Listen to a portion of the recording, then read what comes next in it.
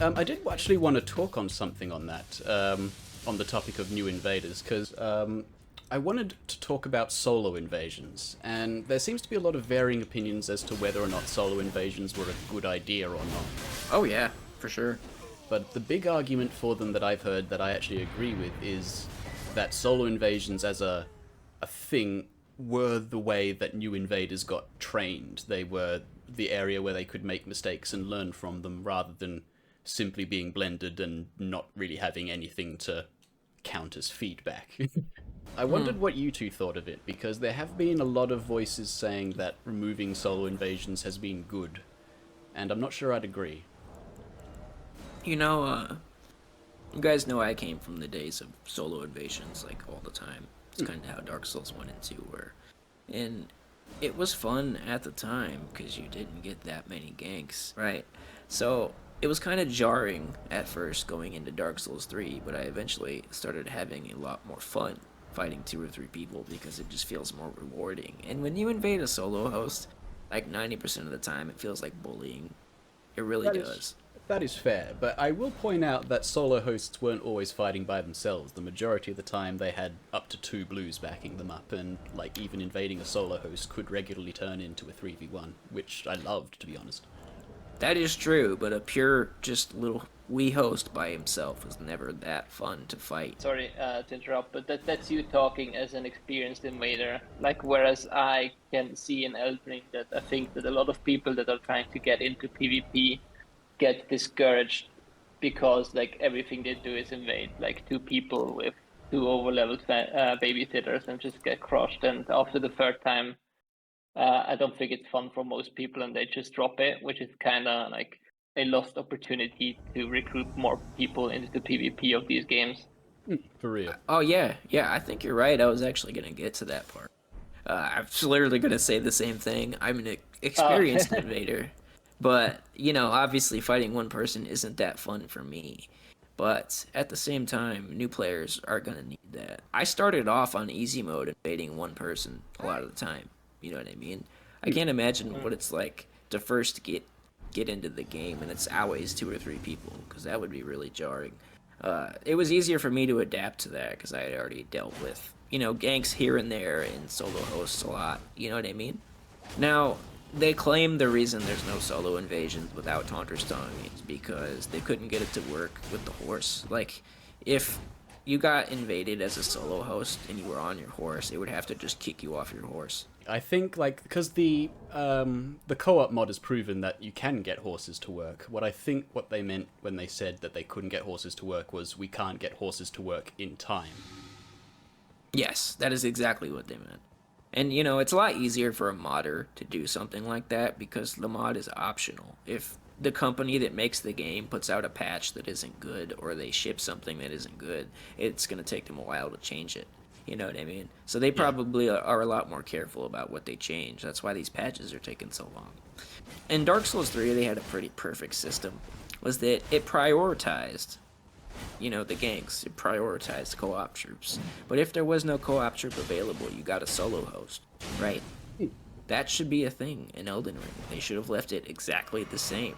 And if they can't leave it exactly the same, then why can't we invade solo hosts in a dungeon? Why can't we do that? Like or in the legacy dungeons. Yeah, exactly. The legacy dungeons, the various castles, Because there's no horse in the fucking dungeon. Yeah, plus you could also make the requirement for it to be a rune arc host, obviously. The Ember system was great, I will say that. Yeah, the whole... I actually like the humanity system the best, but again, that's nostalgia talking. The thing about the fur-calling finger remedy system is it's fucking dumb. There's not a lot of nuance to that. It's just dumb. Because back in the day, if you were humanified or embered, you know, you could see signs all the time. But these people in the new game, Elden Ring, have to deliberately use their fur-calling finger remedy when they want to summon, because it wears off if you don't pick up any signs. And it's just kind of dumb, because not a lot of people are going to be summoning due to that. And it's worse as well because the actual people who would be open to co-oping don't really get the opportunity to know that they can co-op, because they have to intentionally go out searching for it, where they might not even know that it exists. It would be a lot better if it was just tied to rune arcs, because people are using rune arcs all the time. All the time. There should be solo invasions for solo rune arc hosts, and there should be prioritization for ganks, obviously, because why do I want to fucking bully one person all the time? I want there to be mostly co-op troops. You know what I mean? See, I said something the other day. I think that for calling finger remedies, if you have one in your inventory, they should be considered active, right? And if you want to summon someone, then the finger remedy is just consumed automatically as like a charge for summoning. Well, there is an issue with that, because then they're always open to invasions, right? If they have one, they're always able to see the symbols, but if they want to keep the current system where you can't invade solo, then at the very least they should make it easier to multiplayer by making it always on if you've turned it on, right? oh, okay, that's completely fine. Yeah, I thought you were talking about if solo invasion allowed. Oh, right. Yeah, nah, that would be a bit overkill in my opinion. I think the fact is pretty commonly accepted that multiplayer in Elden Ring needs a kind of stimulus of some kind. My dude, I mean, I'm gonna go out on a limb here and say that it's more active than it ever has been in the past games. I mean, I really genuinely think that. Someone help me out figuring this stuff out, because I was a doomer about Elden Ring. I was like, this game is dead, blah, blah, blah. I was talking to Lost about it, right? And he showed me some Google Trends screenshots, and he was like, no, there's more interest than there ever has been, even back during the other games. And I was like, wow, I guess he's right. Because if people aren't playing the game, they're not going to be Google searching it. You know what I mean? So all these people that are interested in the game and Googling the PvP are probably playing at the time, right? So it's a good metric to give you an idea how many people actually are still playing the game from all platforms. I mean, that is kind of like understandable because it was more popular than the older games. I think whether or not the metric you should use for measuring its health isn't the number of players, but the number of players over time, right? What do you mean by that? So if we've started off with a lot of players, but we've lost 50% of those players, then that would be a less healthy game than one that had only lost 25% of its players in the same time. Even if the player base is smaller.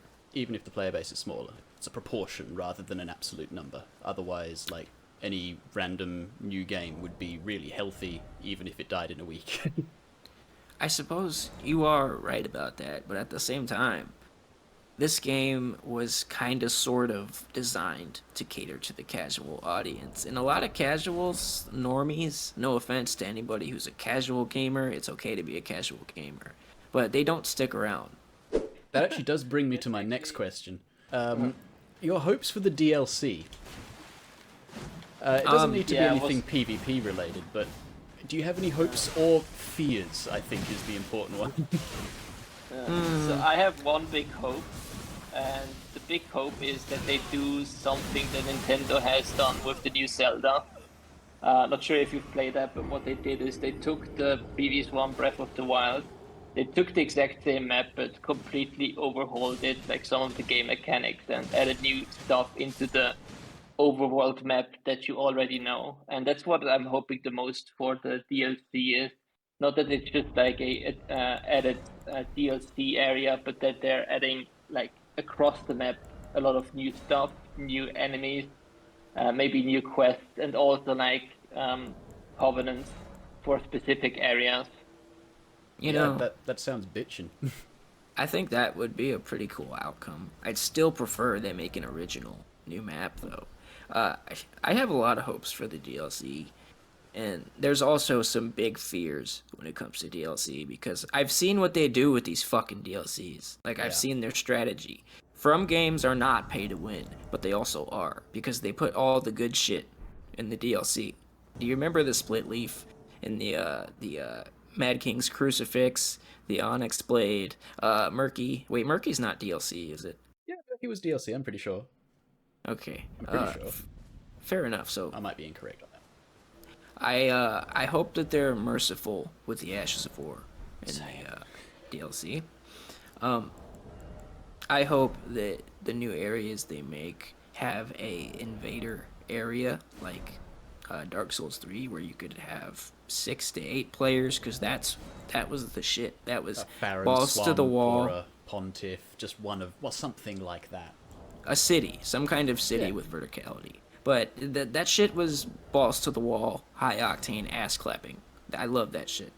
And they need to add covenants to give people some role play ability with their PvP. It gives people a reason to PvP, and it kind of creates factions. Which, who doesn't love factions? I loved being a Rosaria's finger in Dark Souls 1. I liked a Gravelord. Gravelording was fucking cool. Dark Souls 1's Covenants were madcap. They look so damn fun. Yeah, they really were. There's nothing like Gravelording, dude. Gravelording is amazing. And if you invaded somebody in Dark Souls 1, they could indict you. And that means you can get invaded by a vengeful, like a good invader. Because you're a sinner. That is how I think blues should work in this game, because a host really doesn't need help because they've got help, categorically.